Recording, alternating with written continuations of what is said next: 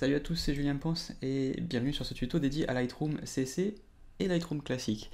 Donc hier c'était l'Adobe Max, la conférence d'ouverture de la conférence Adobe Max qui est la session annuelle où Adobe va dévoiler ses nouveaux produits et les nouvelles fonctions de ses produits.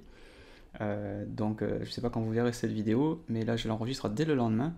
Et donc il y a eu tout un tas d'annonces, il y a eu tout un tas de nouveautés pour les logiciels. J'ai d'ailleurs fait une vidéo sur les nouveautés de Photoshop CC 2018 que vous pouvez trouver sur Tuto et sur YouTube.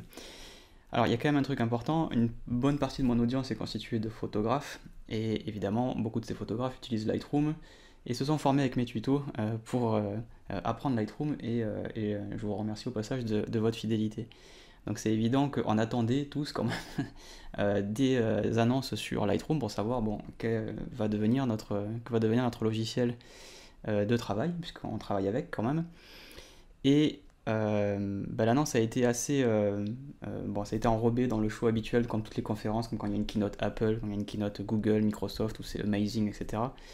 Il y a quand même un truc hyper important, le logiciel se scinde en deux, c'est quand même pas rien. Donc avant la conférence, on avait Lightroom, il s'appelait Lightroom CC ou Lightroom 6. Si vous l'achetez en boîte, en version indépendante, dans une boîte, sans abonnement, c'est Lightroom 6. Si vous l'avez via l'abonnement parce que vous êtes membre du Creative Cloud, que ce soit pour la photographie, c'est-à-dire le petit abonnement à 10 € par mois, ou l'abonnement où vous avez tout, peu importe, si vous êtes abonné, il s'appelle alors Lightroom CC. Et il vous permettait d'ailleurs, de bénéficier de mises à jour que la version boîte ne pouvait pas avoir, et il vous permettait de synchroniser vos photos dans le cloud pour pouvoir ensuite utiliser par exemple votre téléphone et la version mobile de Lightroom, que j'ai ici par exemple, et les photos qui étaient synchronisées, alors les collections qui étaient synchronisées, montées dans le nuage avec des Smart DNG, des Smart Preview, donc des aperçus dynamiques en français, et vous pouviez du coup récupérer tous vos réglages sur le téléphone, et ensuite refaire des réglages sur le téléphone et les renvoyer vers le bureau. Et j'ai fait des vidéos pour expliquer ça d'ailleurs dans ma formation complète à Lightroom CC, je montre comment faire fonctionner la bascule entre les deux, j'ai même fait des lives chez Adobe France où j'ai montré cette fonction. Donc ça s'appelait déjà Lightroom CC, mais maintenant le Lightroom que vous allez avoir, qui s'appelle Lightroom CC, n'est plus celui que l'on avait avant. Celui que l'on avait avant, qu'on connaît très bien, c'est-à-dire celui qui a le module bibliothèque, le module développement, le module carte, le module livre, un diaporama, web, etc., il s'appelle maintenant Lightroom classique. Et donc ce qui s'appelle Lightroom CC, c'est un nouveau logiciel qui est en fait basé sur la version mobile. Alors attention, première crispation, ça ne veut pas dire qu'en termes de développement, il y a des fonctions en moins. C'est juste que l'interface et la philosophie est faite pour développer ces photos dans le nuage. Elles sont stockées localement, sont envoyées dans le nuage, et celles qui sont envoyées dans le nuage peuvent être ensuite modifiées via la tablette et le téléphone. Donc tout est fait pour que vous utilisiez les photos dans le nuage. Ce qui va poser certains problèmes, on va en parler. Mais au niveau de l'ergonomie du logiciel sur la version bureau, qu'est-ce qui vous intéresse, j'imagine, puisque vous travaillez sur PC ou sur Mac, mais j'imagine que ce qui vous intéresse, c'est comment on travaille avec, pas sur son téléphone. Les photographes, à 99% professionnels, ne retouchent pas leurs photos sur leur téléphone. Eh bien oui, vous allez bénéficier, ou pâtir, ça dépend comment vous le prenez, de l'ergonomie de la version mobile. Vous l'avez ici à l'écran, j'ai mis ma webcam quelque part ici, et donc vous voyez que c'est assez simplifié, mais on a toujours accès par exemple au panneau des développements avec un film fixe en bas. Par exemple ici je vais prendre une image qui était déjà modifiée dans un précédent catalogue, donc j'ai pu retrouver tous mes réglages. Tous les réglages qui sont là correspondent en tout point à ceux que l'on a dans Lightroom classique, celui que vous connaissez de base. Ils sont rangés différemment, mais ils y sont, d'accord, ils sont rangés par famille comme l'ancien, mais ils y sont, il n'y a pas de problème à ce niveau-là. On a les options de cadrage, on a l'option de correcteur, on a le pinceau pour peindre des masques, filtre gradué, filtre radial. Donc tout le monde est là en termes de développement. Par contre, il n'y a plus le module bibliothèque en tant que tel, il y a une grille qui sert à classer, on peut mettre des notes, on peut rejeter, on peut mettre des mots-clés, par exemple en prenant une photo et en mettant le petit i, on a toujours accès au panneau de métadonnées qui est lui aussi simplifié. Mais vous voyez que toute l'ergonomie a quand même été pensée pour que ce soit beaucoup plus simple et qu'on puisse aussi accessoirement utiliser ça avec des interfaces tactiles. Par exemple, mon portable Dell XPS qui a une dalle tactile, c'est évidemment beaucoup plus facile parce que tout est un peu plus gros. Par contre, si vous utilisez les options avancées, collection dynamique basée sur des métadonnées, etc., ça n'existe plus. Il faut aller dans Lightroom classique. Donc dites-vous bien que tout ce que vous aviez avant, vous l'avez toujours, sauf que ça s'appelle Lightroom classique. Mais dans le nouveau logiciel, ne lui demandez pas de vous donner ce qu'il y a dans Lightroom classique, c'est pas son job. Son job, c'est d'avoir une interface unifiée entre téléphone, entre tablette, ici, et le bureau. Et du coup, ça s'est unifié non pas sur le bureau, ça s'est unifié sur le mobile. Ça a été pensé vraiment mobile first, comme on dit. Alors, vous allez dire, bon, on y perd parce que du coup, on n'a plus les mêmes options de tri, on n'a plus le livre, on n'a plus les diaporamas, etc. Donc, dans le nouveau, oui, effectivement, ça n'y est plus, mais vous pouvez toujours utiliser l'ancien. Est-ce qu'il y a des nouveautés au niveau du développement, des outils de développement, des outils pour retoucher ces photos? Vous pouvez me dire, du coup, l'ancien, il va rester là parce que ils veulent pas l'arrêter. Et dans le nouveau, qui sera le nouveau Lightroom CC, celui qui s'appellera Lightroom CC, qui sera le Lightroom du futur à venir, lui va bénéficier de nouveaux outils, on peut l'imaginer. Il n'est pas encore très clair que l'ancien Lightroom classique bénéficiera de ces outils. Par défaut, je dirais non, parce qu'ils vont évidemment tout faire pour que vous vous abonniez, puisque ce nouveau Lightroom CC n'est pas disponible en version boîte. Il n'est disponible que dans l'abonnement.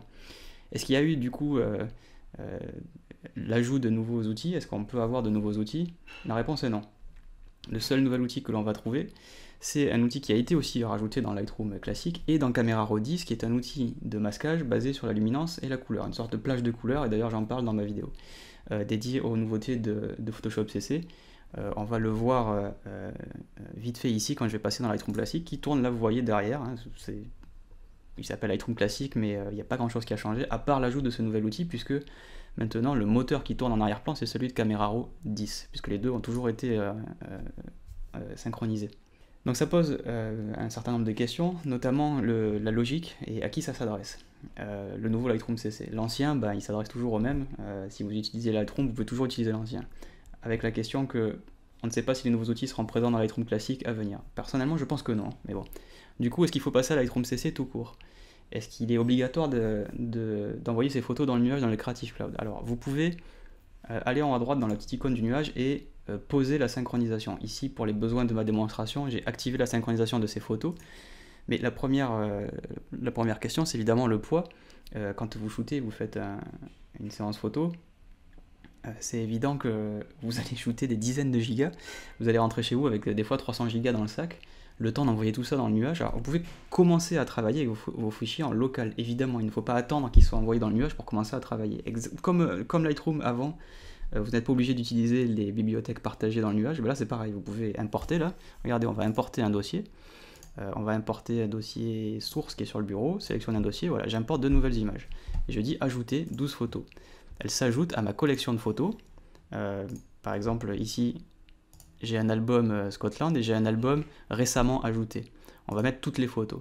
Et elles sont pendant ce temps en train de partir dans le nuage par défaut. Vous pouvez arrêter ça, vous pouvez lui dire non, je veux pas que tu les envoies dans le nuage. Mais vraiment, Lightroom CC, le nouveau, est conçu pour ça et il va tout faire pour que vous travailliez là-dedans. Vous n'êtes pas obligé, mais ça va être quand même, ça va insister lourdement. Donc, si vous voulez vraiment tout envoyer dans le nuage, si vous vous dites non, moi je travaille vraiment en mobilité et j'ai besoin de ça. Le truc, c'est que dans l'abonnement complet, moi j'ai 100 Go de Creative Cloud. C'est clairement insuffisant. Ma librairie complète de travaux fait 4 Tera. Et certes, je ne travaille pas sur toutes mes photos tout le temps, mais ne serait-ce que je fais un shoot photo, en une journée, à la fin de la journée, je peux revenir des fois avec 20-30 gigas. Sur une semaine, pour un seul projet, par exemple en voyage, je ramène plus que 100 gigas. Et j'aurais déjà rempli mon Creative Cloud. Alors évidemment, il y aura la possibilité d'acheter de l'espace en plus, mais à 50 € par mois, acheter de l'espace en plus, non. Outre que, par exemple, dans le cadre de paysages, et là on a des photos d'Écosse, je ne vous les montre pas dans cette vidéo, mais j'ai tout bracketé. Donc j'ai des photos qui sont en triple pour sous-ex, sur-ex et version médiane. Vous imaginez qu'il n'y a aucun intérêt à envoyer tous les bracketings en ligne pour les mettre dans le Creative Cloud et aller ensuite les retoucher avec le mobile, ça n'a pas de sens. Donc clairement ça ne s'adresse pas à tout le monde. Je pense que les amateurs éclairés peut-être auront un intérêt à ça. Les professionnels au sens strict du terme auraient aimé avoir des nouvelles fonctions dans le Lightroom classique et pouvoir continuer à travailler hors ligne parce qu'ils ont plusieurs disques branchés en permanence, parce qu'ils ont des téraoctets de photos et parce qu'ils utilisent aussi la fonction galerie pour faire des planches contact, pour partager avec les clients et non pas le système en ligne d'albums partagés. Ils ont aussi besoin éventuellement peut-être de géolocaliser les photos. Ils ont aussi surtout besoin de ne pas être relancés en permanence pour envoyer leurs photos en ligne. Alors, quelle est quand même la bonne nouvelle dans tout ça? Concernant Lightroom classique, outre La bonne nouvelle, c'est qu'il y a un nouvel outil de masquage. La mauvaise nouvelle, c'est qu'il n'y a que ça. L'autre bonne nouvelle, c'est que les performances ont été améliorées. Je ne sais pas à quel point c'est mesurable, mais on reprochait beaucoup à l'application Lightroom, l'ancienne, Lightroom 6 si vous préférez, qu'on appelle classique maintenant, d'être quand même un peu lente. Et c'était rien de le dire, hein, c'était quand même assez lourd. Et elle n'avait pas été mise à jour depuis 2 ans et demi quand même. Donc elle est normalement plus optimisée. Donc ça va lui donner peut-être un petit vent de jeunesse, le temps de savoir si ce nouveau Lightroom, le nouveau CC, est fait pour vous. Donc vous pouvez continuer à utiliser l'ancien. Il s'appelle Lightroom classique, il est plus optimisé, il est toujours là. Donc il n'y a pas de cassure. Maintenant, dans le long terme, savoir si ce nouveau Lightroom CC est fait pour vous, si vous allez vraiment utiliser la synchronisation dans le nuage, et si cette nouvelle interface vous plaît, je ne peux pas répondre à votre place. On peut quand même avoir la déception que malgré la nouvelle version de ce logiciel, qui s'appelle Lightroom CC, donc un nouveau Lightroom basé sur l'application mobile, on aurait aimé avoir de nouveaux outils aussi. Ça ne leur empêchait pas de proposer de nouveaux outils et de dire bah maintenant pour ceux qui veulent de nouveaux outils, il faut passer à celui-là. Ça aurait pu faire une petite carotte, une petite perche, mais il n'y a rien de nouveau à part ce nouvel outil de masquage basé sur la luminance et la couleur. Donc nul doute que dans les prochaines versions, ceci n'est qu'une étape, il y aura de nouveaux outils, mais il faudra obligatoirement du coup passer dans celui-là. Donc là aujourd'hui maintenant se pose la question pour les photographes qui utilisent Lightroom, est-ce que je vais utiliser Lightroom à l'avenir et continuer à mettre mes connaissances dessus, parce que peut-être qu'il prend une direction là maintenant qui dans 1 an, 2 ans ne sera toujours pas bonne pour moi, et j'ai pas envie de prendre ce virage. Je peux vraiment pas répondre à cette question, mais si vous utilisez pas, si vous ne développez pas en mobilité vos photos, si vous ne les triez pas sur votre téléphone et que vous n'utilisez pas de tablette, clairement cette orientation majeure du logiciel est pas faite pour vous. Et du coup, vu que l'ancien, rien ne nous dit que les nouveaux outils arriveront dedans, et encore une fois je pense que non, il est peut-être temps pour vous de penser à un autre flux de travail. C'est quand même pas rien, ce que je suis en train de vous dire. Un avantage quand même du nouveau Lightroom CC, c'est interfacé avec Adobe Sensei, qui est la technologie d'intelligence artificielle. Le truc cool quand même, pour les albums, on va dire les catalogues, mais c'est plus vraiment des catalogues, c'est que vous pouvez faire des recherches sans avoir rempli de mots-clés. Par exemple ici, je vais taper road sign. Donc il faut que les images soient en ligne. Celles qui ne sont pas synchronisées ne peuvent pas être recherchées par l'outil. Et là, vous voyez qu'il a eu l'intelligence de me trouver une photo avec un panneau routier, un panneau de signalisation. Je vais taper par exemple bird. Évidemment, ça marche en français aussi, mais ça marche aussi en anglais. Hop, il a trouvé avec un oiseau. Alors que, je vous jure, il n'y a pas de mots-clés. On va vérifier. Regardez dans le panneau, il n'y a pas de bird qui traîne en métadonnées, en titre, en légende. Il n'y en a pas. On va mettre par exemple macro. Sensei est capable d'analyser aussi la profondeur de champ. Ça, clairement, ce n'est disponible que sur le nouveau Lightroom CC. Vous pouvez avoir une bibliothèque de 100 000 photos qui ne sont pas triées, et vous pouvez quand même trouver des trucs. Ça, j'avoue, c'est pas mal. Est-ce que ça suffit à me faire rester dans Lightroom CC, ou à vous faire rester dans Lightroom CC? Je sais pas. Rien ne vous empêche d'utiliser ce logiciel juste pour classer. Mais du coup, pour avoir Adobe Sensei, il faut que toutes les images soient en ligne. Si vous voulez vous servir de cet outil pour trier toutes vos photos, vous n'allez pas envoyer 4 Tera de photos dans le nuage. Je pense pas, en tout cas. Donc il y a quand même une limitation assez forte. Pour moi, le seul attrait majeur est du coup lié à un gros problème, à savoir qu'il faut tout envoyer, quoi. Vous imaginez le temps que ça va prendre, à moins d'avoir une connexion fibre optique extrêmement rapide, de tout envoyer pour pouvoir bénéficier de cet assistant intelligent. C'est vraiment dommage parce que pour moi c'est le gros plus, mais qui du coup a été traîné par un gros moins, quoi. En même temps, c'est normal, c'est le serveur qui fait l'analyse côté serveur, donc il a besoin d'avoir les images côté serveur. Sinon, il faudrait que quand on lance la recherche, il envoie des images et il les enverrait en ligne aussi. Donc finalement, ça reviendrait au même. Donc on ne peut pas travailler avec Adobe Sensei dans la recherche intelligente hors ligne. Ce qui est vraiment un gros problème selon moi. Donc nous avons vu Lightroom CC, on va voir Lightroom classique et du coup ça va être assez rapide. L'icône a légèrement changé pour Lightroom CC, Lightroom classique utilise le même fond gris, voilà, vous la reconnaîtrez parce qu'elle est carrée et le nouveau il est un petit peu arrondi.